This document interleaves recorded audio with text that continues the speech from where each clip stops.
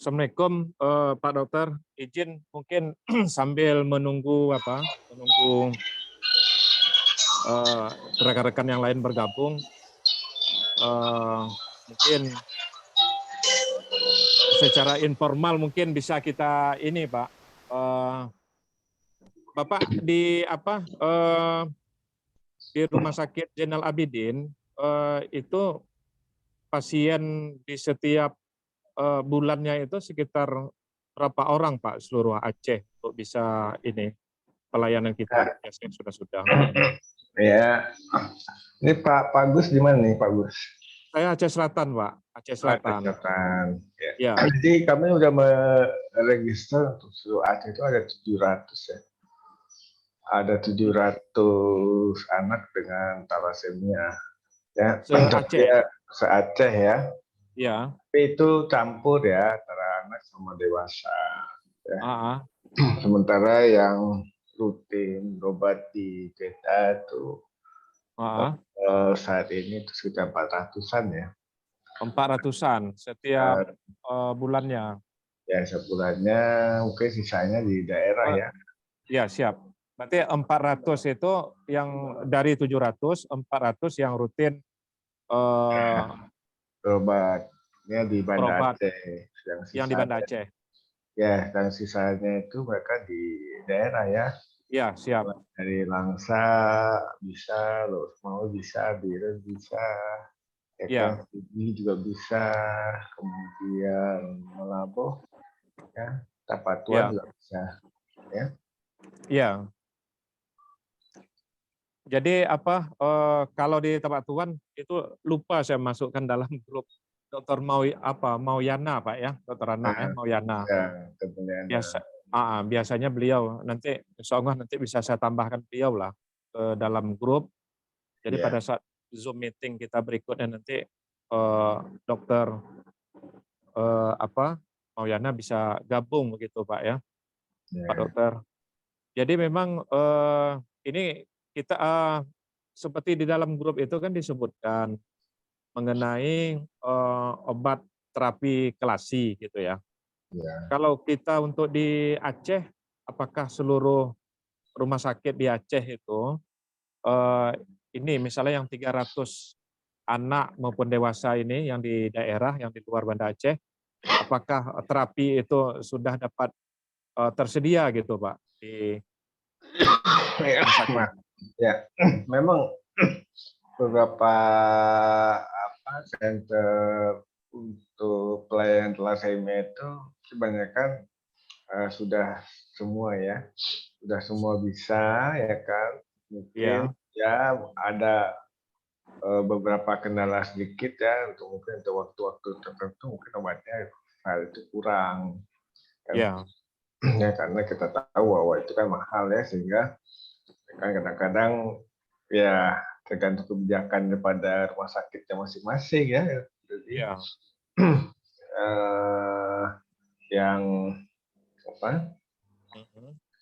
yang penting adalah bahwa keteraturan pasien datang itu sangat-sangat membantu dalam perhitungan kebutuhan obat.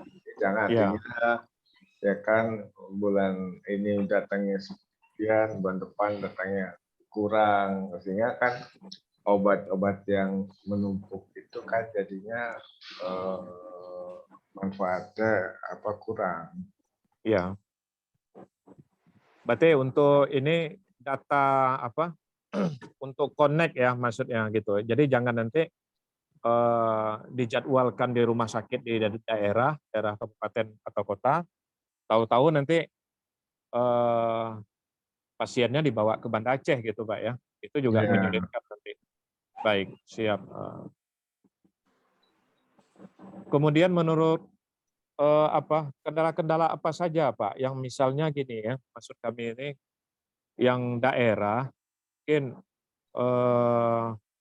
yang kita di daerah ini kan tidak tahu, kayak gitu kan, seharusnya bisa dimaksimalkan di daerah karena sebagaimana kita ketahui pada saat pasien dibawa ke rumah sakit ibu kota provinsi, tentu saja masalah biaya itu juga menjadi suatu kendala ya, Pak. Jadi kira-kira saran Bapak, saran Dr. Heru gimana, Pak, untuk yang kaitan ini? Ya, dalam salah satu syarat untuk mendapatkan klasi besi adalah adanya pemeriksaan kadar ferritin ya, sehingga BPJS itu bisa mengcover ya. Kalau nggak ada pemeriksaan ferritin itu biasanya sulit untuk diklaim ya. Jadi sehingga karena di daerah di luar Banda Aceh misal itu kadang-kadang sulit ya, maka biasanya mereka ke Banda Aceh dulu untuk pemeriksaan ferritin.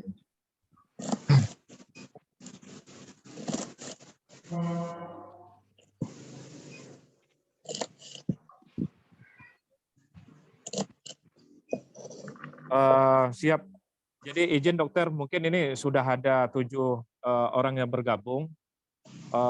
Kami mulai ya. Assalamualaikum warahmatullahi wabarakatuh. Waalaikumsalam. Bapak, Ibu, Ayah, Bunda, Bapak dokter, Ibu dokter yang kami hormati. Terima kasih banyak kami ucapkan selamat bergabung di dalam acara Zoom meeting kita perdana di grup Anak Hebat Indonesia. Jadi ini sesuatu yang sangat luar biasa. Kami sangat bersyukur. Kami merasakan sangat senang pada saat ketika kami invite Dr. Heru untuk bisa bergabung. Kemudian Dr. Heru langsung menyarankan untuk dilakukan Zoom meeting. Zoom meeting ini menurut kami sangat bagus, apalagi temanya kita buat dokter menjawab taler. Dalam mungkin maknanya adalah kita ayah bunda dan para penyintas thalassemia bisa menanyakan hal-hal yang selama ini ada keraguan, ada yang belum banyak kita ketahui. Tentu saja ini menjadi momen dan kesempatan kita untuk bisa bertanya lebih banyak dan secara khusus. Segala sesuatu ini menjadi sangat luar biasa. Semoga semua sarana yang ada ini, mulai dari perbentukan grup, kemudian fasilitasi Zoom meeting dan segalanya ini menjadi wakaf ilmu bagi kita. Tentu saja wakaf ilmu dari para dokter dan narasumber untuk dapat bermanfaat secara maksimal bagi kita, bagi para relawan, kemudian bagi ayah bunda dan para penyintas thalassemia sendiri. Izin kami sebagai yang memulai acara ini untuk host ini nih, saya masih jadikan host. Mungkin Dr. Heru ini saya minta untuk menjadikan host sementara untuk yang kaitan ini. Saya memperkenalkan diri, Busmawi Mustafa, relawan sosial kemanusiaan yang posisi saat ini ada di Aceh Selatan.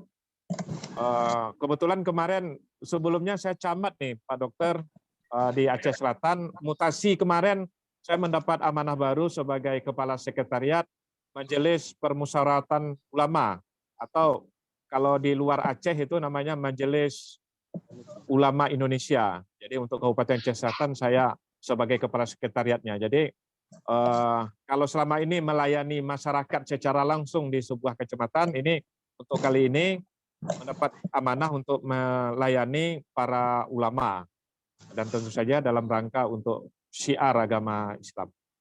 Izin selanjutnya kami persilahkan mungkin dari perkenalan terlebih dahulu lah. Kami minta dari Dr. Heru, nanti selanjutnya kami persilahkan Dr. Heru langsung mempersilahkan teman-teman ayah bunda untuk sesi tanya jawab. Terima kasih banyak. semoga ini mendapatkan hasil maksimal dan keberkahan selalu kita dapatkan. Makasih. Assalamualaikum warahmatullahi wabarakatuh. Silakan Dr. Heru. Silakan, Baik. Dr. Ya. Terima kasih Pak Gus juga partisipan Data lainnya ya. Perkenalkan ya, saya ya Dr. Heru ya. Jadi saya berada di Banda Aceh saat sebagai staf pengajar Fakultas Kedokteran Universitas Kuala. Saya bekerja di Rumah Sakit Zainal Abidin. Saya dokter spesialis anak. Sudah konsultan mengenai hemato-onkologi. Ya, kira-kira ya 18 tahun yang lalu ya.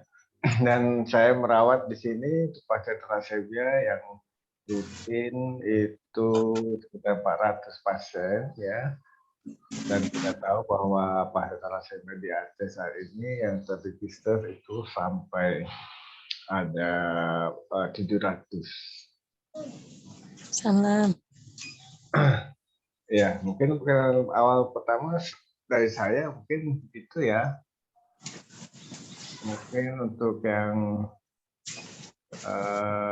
lainnya bisa silakan,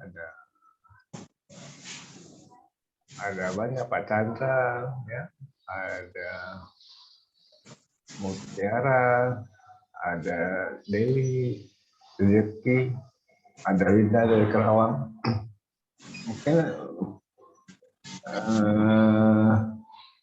siapa yang akan bertahan di sini? Ya, Assalamualaikum warahmatullahi wabarakatuh. Salam ya, silakan Pak Chandra ya. Ya, saya Pak Chandra dari Bengkulu, Pak. Ya, baik. Ya, saya relawan yang sering mendampingi anak-anak thalassemia di Bengkulu, khususnya di Kabupaten Rejang Lebong. Saya dosen di Poltekkes Bengkulu. Kemudian untuk thalassemia saya sering berkecimpung dengan PMI, Pak, karena kami di PMI menyediakan kebutuhan darah untuk anak thalassemia. Kebetulan saya di PMI sekarang sekretarisnya PMI di kabupaten, sehingga kami dari PMI berusaha untuk menyediakan kebutuhan darah untuk anak thalassemia, terutama darah-darah segar yang mereka butuhkan untuk transfusinya. Nah, kami di Curup ini memiliki 14 orang anak thalassemia, dan alhamdulillah untuk tahun ini kami bisa mengambil terapi kelasi besi untuk anak-anak itu di rumah sakit kabupaten, yang sebelumnya kami harus ambil di rumah sakit provinsi. Jadi kalau di provinsi itu beban kami tidak hanya darah saja, kami harus mengantar anak-anak ke Bengkulu, menyediakan tempat tinggalnya, menyediakan rumahnya juga, sampai dengan makan juga kami sediakan. Dan kami antar jemput mereka ke provinsi untuk melaksanakan terapi ini setiap bulannya. Jadi segitu yang kami kerjakan, dan alhamdulillah di tahun ini kami sudah bisa transfusi dan mendapatkan terapi kelasi di kabupaten sendiri. Jadi insya Allah untuk itu aman. Dan kemarin akhir tahun juga sempat bingung karena harus ferritin. Untuk ferritin kami perginya ke Palembang, Pak. Jadi kami dari PMI membawa anak-anak ini ke Palembang untuk periksa ferritin, karena di Bengkulu belum ada dokter spesialis anak yang akan periksa ferritin seperti yang diserahkan BPJS. Jadi kami harus antar mereka ke Palembang. Jadi semua kami bawa ke Palembang, dan alhamdulillah banyak sekali bantuan, termasuk transport, termasuk penginapan di Palembang, juga termasuk makan untuk anak-anak kita selama pemeriksaan. Tapi alhamdulillah mudah-mudahan tahun ini kami dikasih kesempatan, dikasih kemudahan untuk melaksanakan transfusi dan juga untuk ngambil terapi kelasi di rumah sakit kabupaten. Namun beberapa kabupaten provinsi Bengkulu belum seperti ini keadaannya. Jadi mungkin ini advokasi yang belum kuat mungkin. Dan mudah-mudahan nanti kami akan dampingi rumah sakit kabupaten yang lain untuk melaksanakan advokasi kepada pemerintah supaya harapannya tidak perlu jauh-jauh untuk transfusi. Karena kalau mesti ke provinsi itu beratnya di ongkos dan seterusnya, Pak. Karena sebagian besar pasien thalassemia ini adalah keluarga yang kurang mampu di tempat kami ya. Nah, itu untuk sementara dari saya, dan saya sudah pernah ke Aceh, ke PD dalam merespon gempa tsunami PD. Jadi kami dari PMI Provinsi itu memberikan bantuan ke PD. Saya nginap hampir 1 bulan di PD untuk merespon bantuan bencana. Mungkin begitu kenalan singkat dari saya. Terima kasih kesempatan untuk bergabung. Semoga ini menjadi wadah untuk kita bersama untuk berbagi cerita, saling mensupport untuk anak-anak hebat kita semua. Terima kasih. Assalamualaikum warahmatullahi wabarakatuh. Waalaikumsalam. Terima kasih Pak Chandra ya, cukup bagus ya dengan posisi mungkin di PMI ya kan. Sementara ya mungkin kita respon satu persatu aja ya mungkin ya, biar apa biar nanti nggak kelewat ya. Ya jadi dengan 14 pasien thalassemia di sana kan kemungkinan kan mungkin agak mudah nanti untuk dalam penyediaan darah kan, kalau bisa ya kan. Mungkin yang pernah awal kita kerjakan di Aceh ini adalah membuat suatu wadah untuk merekrut ya, istilahnya sebagai pendonor tetap. Jadi mungkin dari sini ada disebut 10 for 1, artinya 10 pendonor untuk 1 pasien ya. Misalnya 1 pasien golongan darah A, maka kita mencari ya 10 pendonor tetap ya kan, yang dia nantinya akan memberikan darahnya khusus untuk 1 anak thalassemia tersebut ya. Jadi sehingga hal tersebut ya akan memudahkan dalam penyediaan darah ya kan. Kenapa hal ini penting ya, karena anak-anak thalassemia yang akan mendapatkan transfusi yang berulang apabila terlampau banyak pendonornya, maka suatu saat nanti akan muncul ya suatu reaksi imunologis di mana nanti terjadi ketidakcocokan golongan darah walaupun golongan darahnya udah sama ya. Ini terbukti ya di tempat kita ini juga awalnya kita bisa ya, awalnya dulu 50 ya. Dari 50 sekarang udah 700, wah kewalahan saya mencari 10 for 1 itu ya kan. Berarti mungkin 7.000 pendonor tetap udah susah ya. Ya sehingga kita usahakan dengan transfusi dengan leukodepleted ya, dengan 1 filter khusus ya. Nah, gimana Pak Chandra? Bisa kira-kira untuk mengusahakan kan mumpung 14 kan masih sedikit ya, tapi untuk untuk kesehatan mereka selanjutnya, karena mereka kan akan ditransfusi seumur hidup. Itu Pak Chandra.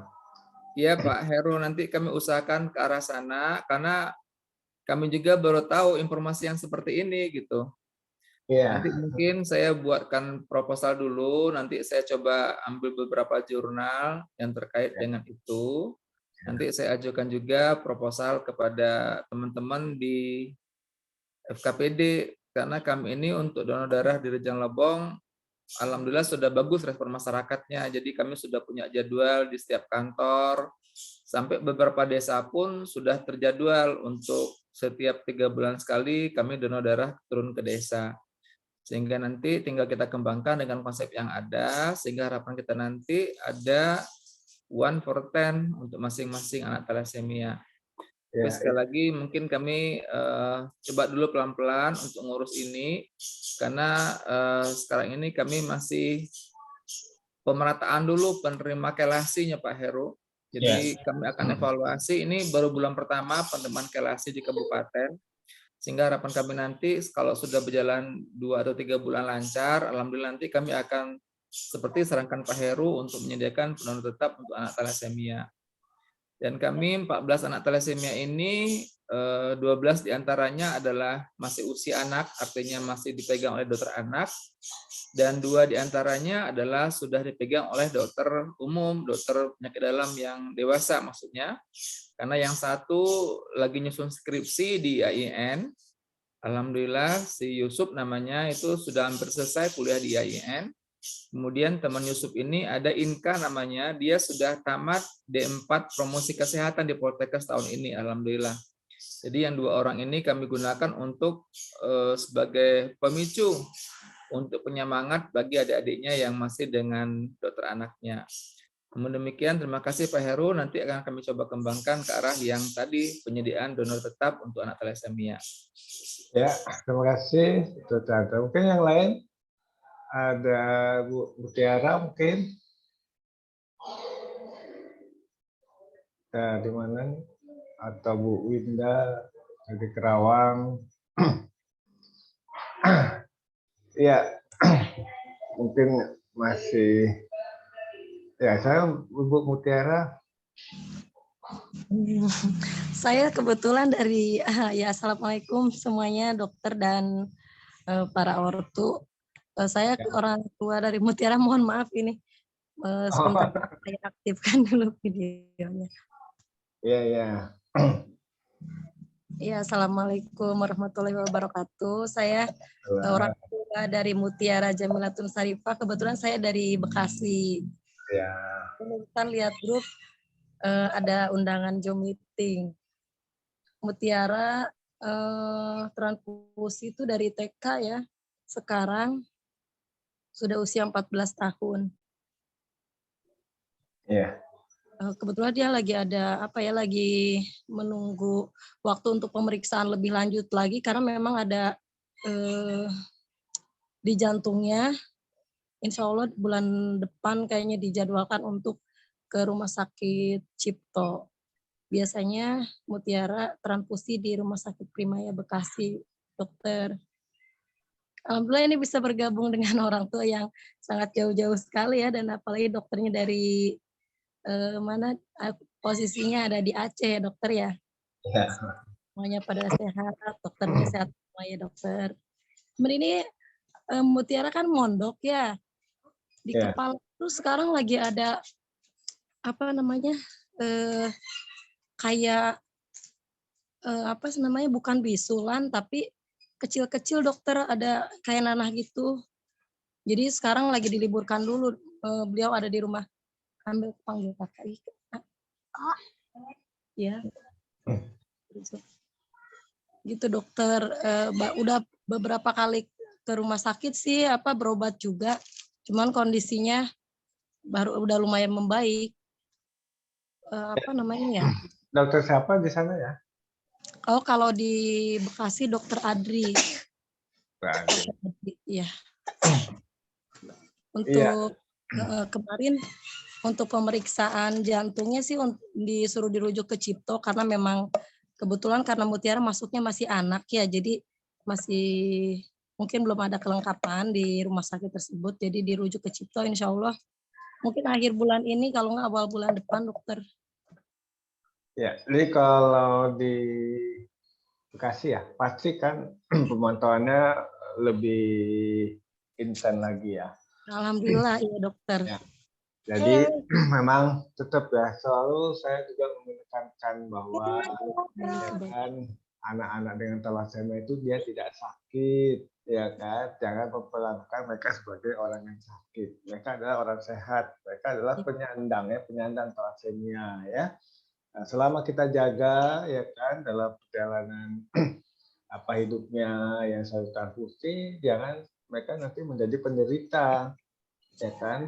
Penderita. Kita tahu bahwa transfusi darah itu kan seperti pisau bermata dua kan, ya ada sisi baik, ada sisi jeleknya. Ya, nah kita tahu sisi jeleknya yang pertama itu adalah penumpukan darah besi ya. Nah, penumpukan darah besi harus dibuang ya. Yeah. Kalau kita bayangkan misalnya bahwa 1 cc darah itu 1 miligram darah besi ya. Apabila dia pada saat ini dia transfusi 250, maka hari ini dia udah dapat 250 mg zat besi. Padahal ya kebutuhan anak itu satu hari itu 1 mg.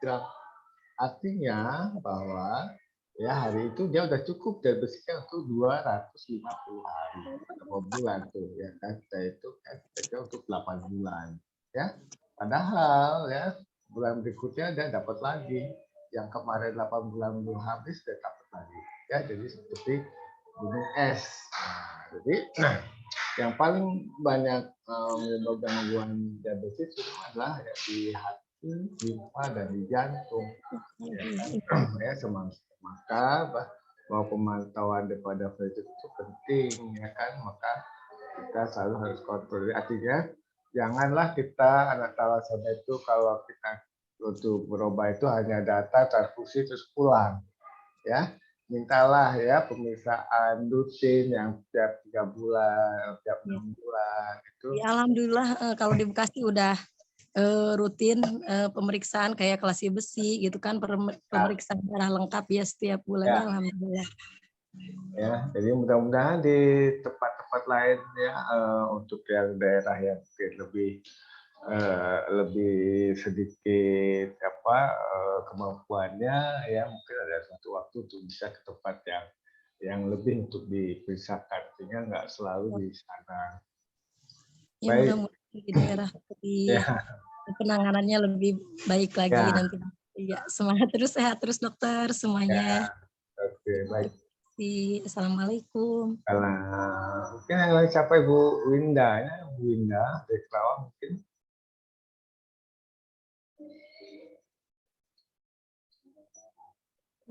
Halo. Ya. Assalamualaikum. Salam. Gimana Bu? Iya Pak, saya ibu dari Atala. Anak saya usia 3 tahun. Ya. 3 tahun 8 bulan. Ya. Baru tahu thalassemia itu bulan April tahun 2022, itu juga masih belum tegak. Ya. Belum tegak diagnosanya dok, soalnya saya belum ke dokter hematologi yang dirujuk oleh dokter anak yang saya periksa, karena saya masih belum gimana ya, belum ikhlas kalau anak saya thalassemia gitu. Waktu anak saya masuk ke rumah sakit itu pertama batuk pilek aja, terus ada sesak. Ya. Terus kakaknya itu kan aktif, TB paru aktif, pengobatan 6 bulan di bulan April itu. Nah sedangkan si Atala ini dicek TB parunya itu waktu itu saya nggak berobatin, nggak saya bilang ke dokternya karena pikir saya anak 2 tahun lebih mau 3 tahun itu susah minum obatnya nanti setiap harinya gitu kan ya dok ya. Nah terus dari situ kakaknya aja yang mendapatkan pengobatan TB parunya itu selama 6 bulan. Nah Atalanya itu tidak. Nah setelah dari bulan April itu cek HB rendah di 7,9, tapi dokter anaknya nggak mau transfusi karena dia langsung merujuk saya ke dokter hematologi anak yang ada di Rumah Sakit Hermina Jatinegara. Tapi saya belum ke sana. Terus saya cari-cari opini dokter yang lain, siapa tahu anak saya bukan thalassemia gitu dok. Terus saya kan tinggalnya di Karawang. Kemarin waktu saya dirawat itu anak saya karena sesak di Cikarang, Permata Cikarang. Terus saya di Karawang cek lagi di bulan September, anak saya drop HB-nya di angka 6,9 dari yang 7,9 ke 6,9 di bulan September. Itu juga masih belum terima transfusi. Lalu dokter yang kedua ini sama juga ada cek darah lengkap sampai ke darah sepsi sama analisa HB ya dok. Nah di situ hasil analisa HB-nya yang yang HBF sama HBE itu tinggi dok nilai itunya. Terus dari dokter yang kedua ini bilang, ini anak saya katanya anak ibu thalassemia beta HBE katanya gitu. Langsung dirujuk ke RSUD Karawang. saya belum ke RSUD Karawang. Jadi anak saya waktu itu kan bulan September ya, terus di bulan November baru masuk transfusi untuk pertama kalinya dia ditransfusi, Dok. Di angka HB-nya di angka 7 juga. Jadi stuck di 7 aja. Jadi dari bulan April itu sampai ke November dia belum pernah terima transfusi darah. Gitu, Dok. Tapi waktu itu sempat di angka 8,7 tanpa transfusi di terapi vitamin apa tuh zat besi oleh dokter ketiga. Jadi dokter ketiga punya opini kalau anak saya tuh defisiensi besi. Iya. Dia terus akhirnya diterapi selama 2 minggu minum zat besi 2 botol dengan dosis 0,9 per satu hari itu 1 kali. Nah itu anak saya setiap dikasih zat besi nggak begitu pucat gitu, Dok. Tapi dia ada batuk pilek, demam. Jadi waktu itu terus sesak juga, nggak taunya HB-nya cek HB udah 7,7. Di tanggal 21 Desember 7,7, seminggu lagi 1 botol zat besi itu dihabisin.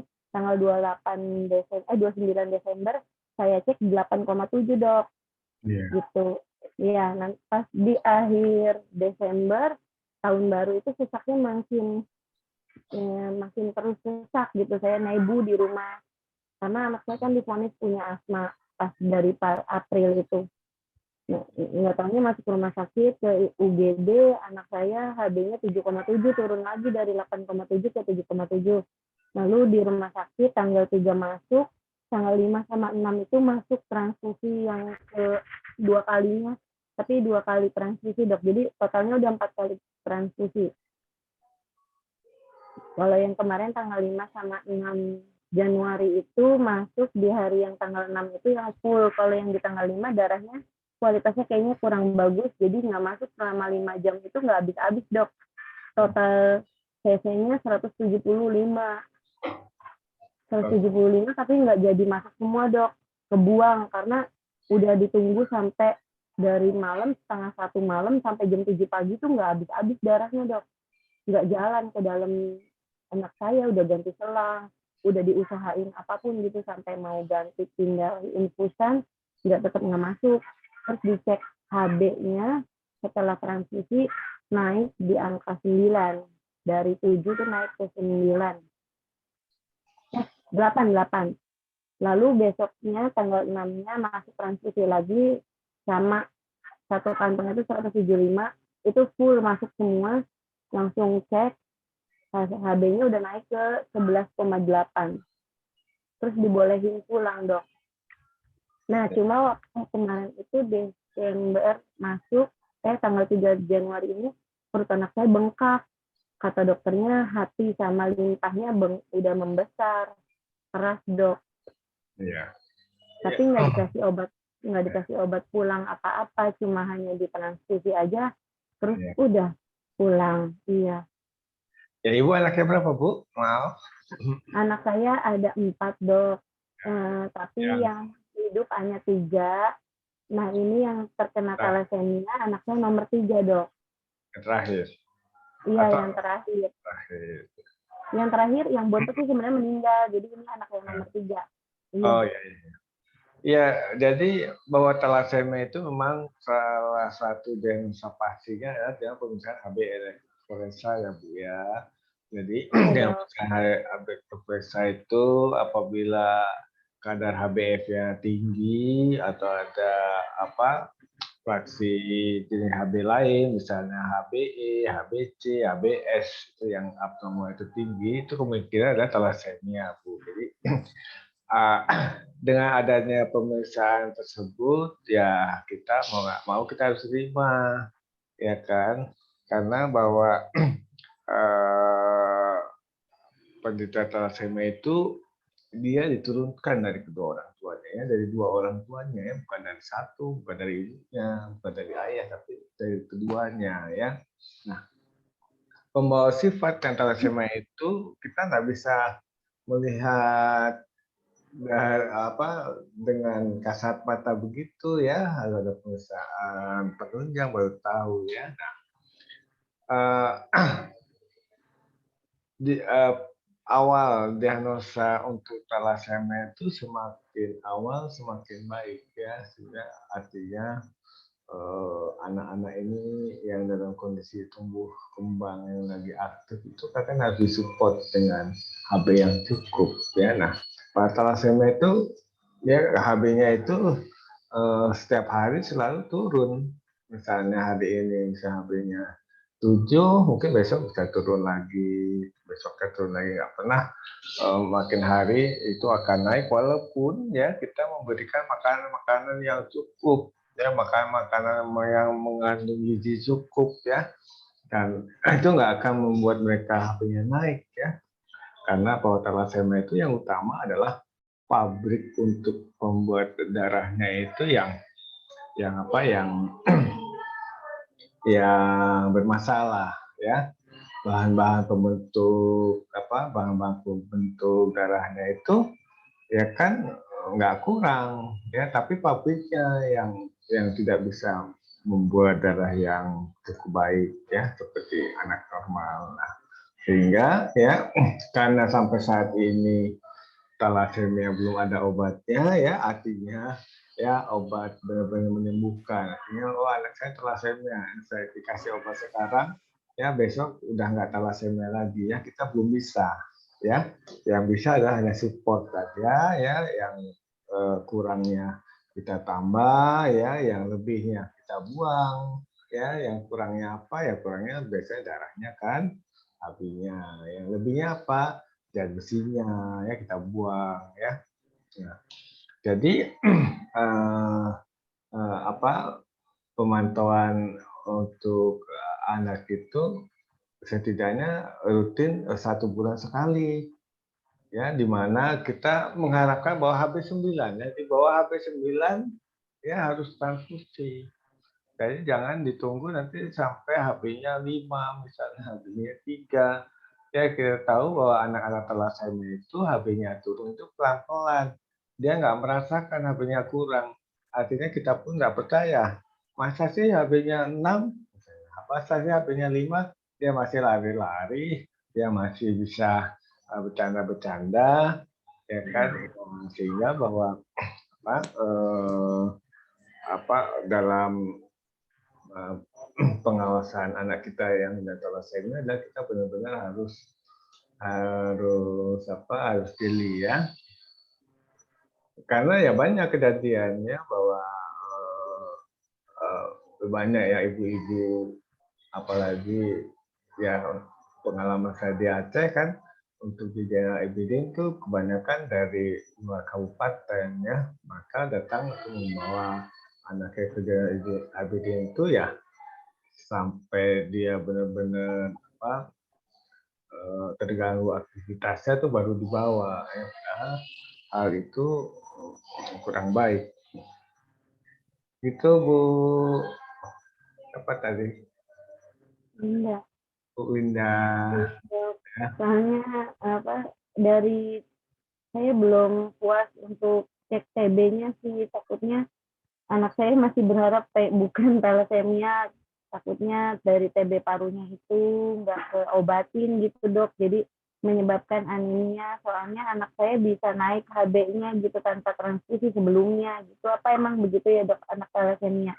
Ada yang bisa darahnya? Ya, jadi mungkin ya kan bahwa memang thalassemia itu keparahannya itu nggak sama. Ya, ada yang parah, ada yang kurang parah istilahnya, ya kan? Karena itu ada gennya yang rusaknya cuma sedikit. Ya, nah, juga anak dalam pertumbuhan, artinya mungkin waktu kecil segini berat badannya HB-nya cukup, ya kan? Tapi semakin dia besar, ya kan, HB yang tadinya cukup jadi nggak cukup, ya. Atau ditambah juga adanya infeksi itu membuat ya, HB-nya juga bisa cepat turun. Ya. Nah, kadang-kadang ya dengan kita ngobatin infeksinya, ya kan, HB yang turun itu ya bisa teratasi, ya kan sementara. Ya, tapi kalau analisa untuk anak ibu yang sudah HBE-nya udah meningkat, kemudian HBF-nya yang meningkat, itu memang sudah benar bahwa itu HBE beta thalassemia, ya, sehingga ya dalam selanjutnya ya kita tetaplah setiap bulan harus kita kontrol, dan jangan lupa ya bahwa kapan sih yang tepatnya waktunya kontrol. Pada saat pulang itu sebaiknya kita periksa ya HB pulangnya berapa ya, karena ya biasanya ya setiap minggu itu HB-nya turun 1. Jadi misalnya pulang HB-nya 12. Oh, minggu depan berarti HB-nya 11. Minggu depan lagi 10. Minggu depan lagi 9. Oh, udah 9 nih. Kita bawa dia ya. Karena kan kadar HB pada anak kita nggak bisa tahu secara pasti kan. Nggak kayak mobil, kalau bensinnya habis kan ada tuh. Ya kan. Indikatornya ya kan bisa kita lihat. Pada anak-anak kadang-kadang kan walaupun HB-nya 6 atau 7 itu dia masih aktif-aktif aja. Itu ya. Tapi ada banyak nih, ada tambahan yang mungkin belum ada. Terima kasih ya, Dok. Ya. Ada galaksi. Ada Ibu Dewi mungkin belum ya, Ibu Dewi Rezeki ya? Bu Dewi lagi di dalam perjalanan itu, Pak. Jadi udah minta izin. Yang lain boleh siapa? Karena saya pun nggak bisa lama-lama sih Pak. Terus ya mungkin jam 11 harus off ya karena ada kegiatan lain. Baik Pak. Nggak apa-apa Pak. Ini walaupun 1 jam efektif, menurut kami udah sangat luar biasa. Tentu saja kita berharap ini bisa rutin ya Dok ya. Ya. Setiap Sabtu mudah-mudahan. Ya. Ya insya Allah gitu. bisa. Alhamdulillah. Jadi kita jadwalkan ini seperti Bu Popi itu di jadwal untuk acara Zoom meeting kita yang berkaitan dengan psikolog anak itu setiap Rabu Pak, setiap Rabu. Rabu kalau nggak salah saya jam 14 WIB. Jadi ini rutin, nanti ada diisi oleh Bu Popi dan ada berapa rekan Bu Popi gitu. Ini insya Allah kita berharap ini bisa lebih maksimal. Ya. Ini karena Bu Dewi sampaikan, oke siap langsung Pak. Siap, Pak. Ya memang ya bahwa saya pun juga merasakan ya bahwa mungkin ya banyak ya pasangan-pasangan baru yang mengetahui bahwa anaknya itu thalassemia kan suatu hal yang sangat berat dan mungkin membuat mereka tidak percaya. Tapi ya begitulah ya. Maka keadaan begitu ya kita harus siap, kita harus bisa ya. Jangan ya bahwa thalassemia itu hambatan untuk mencapai cita-cita.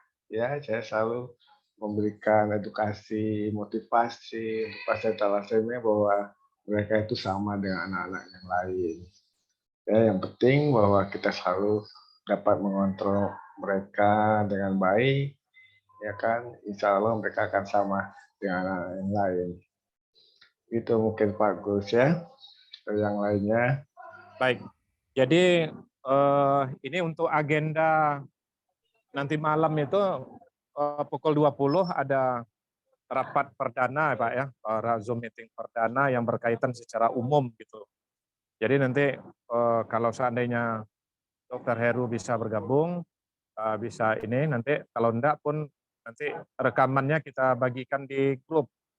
Jadi dalam arti mungkin ada bahan. Jadi sebagaimana yang kemarin kami ada kirim ke Bapak, ke grup juga ada sudah puluhan harapan dari masyarakat itu masuk dari ayah bunda untuk yang berkaitan dengan permasalahannya apa, kemudian harapan-harapan dari ayah bunda itu bagaimana.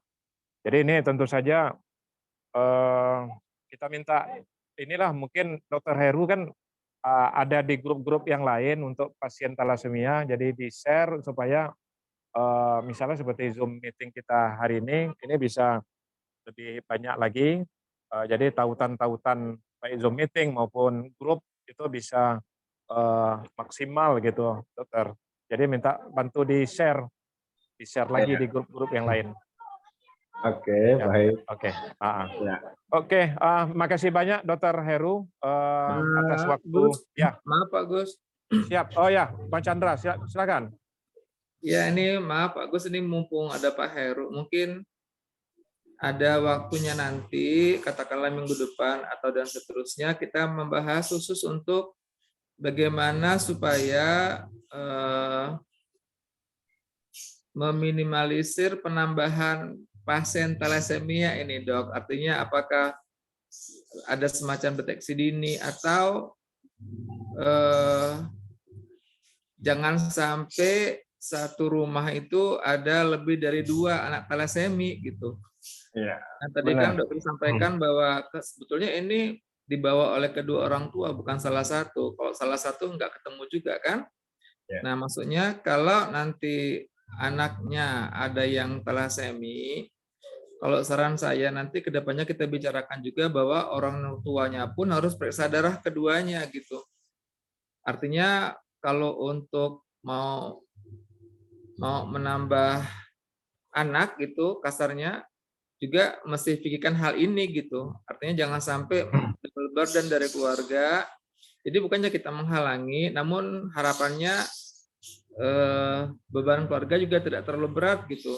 Maaf bicara bukan membatasi jumlah anak, cuman mungkin ini yang kita bisa lakukan untuk menekan jumlah beban juga, beban keluarga juga, karena keturunan ini kan sangat riskan ya. Apalagi kalau kedua orang tuanya membawa sifat, nanti anaknya lebih dari satu yang thalassemia. Nah ini kan jadi beban keluarga juga. Karena kami punya 2 anak dewasa ini sudah mengarah ke konseling pranikah ke arah sana, Dok. Harapan kami nanti dia ketemu jodoh yang tidak ada pembawa sifat thalassemia, sehingga nanti dia bisa memutuskan rantai thalassemia ini. Nah mungkin nanti usul saya kita punya topik khusus untuk membicarakan ini, sehingga orang tua yang berencana punya anak tahu apa yang mesti dilakukan, kemudian orang tua yang sudah punya anak usia katakanlah remaja ke atas yang akan merencanakan nikah, mencari jodoh itu juga tidak hanya siapa mencintai siapa, karena khusus untuk anak thalassemia dia juga memiliki kebutuhan khusus untuk itu, supaya harapannya nanti dia akan memutuskan rantai thalassemia. Mungkin begitu, Dr. Heru, Pak Gus, terima kasih. Ya, bagus ya. Memang bahwa penanganan utama thalassemia sebenarnya adalah pencegahan, ya kan? Biarlah ya anak-anak thalassemia yang sudah ada ini bisa kita rawat sebaik-baiknya. Jangan ditambah lagi dengan thalassemia yang baru, ya. Jadi memang kita punya komit ya bahwa nanti ya kan tahun 2030 zero new thalassemia ya. Tahun 2030 itu angka kelahiran thalassemia yang baru itu akan berkurang. Ya itu perlu ya partisipasi kita semua ya untuk mewujudkan cita-cita tersebut. Demikian mungkin Pak Gus ya, nanti kita bisa diskusi panjang lagi. Baik, terima kasih banyak Dr. Heru. Berarti dengan ini untuk kali perdana kita sudahi. Terima kasih banyak kepada Bapak-Bapak, Ayah Bunda. Terima kasih. Assalamualaikum warahmatullahi wabarakatuh. Waalaikumsalam warahmatullahi wabarakatuh semua. Inggris ya. Sehat selalu.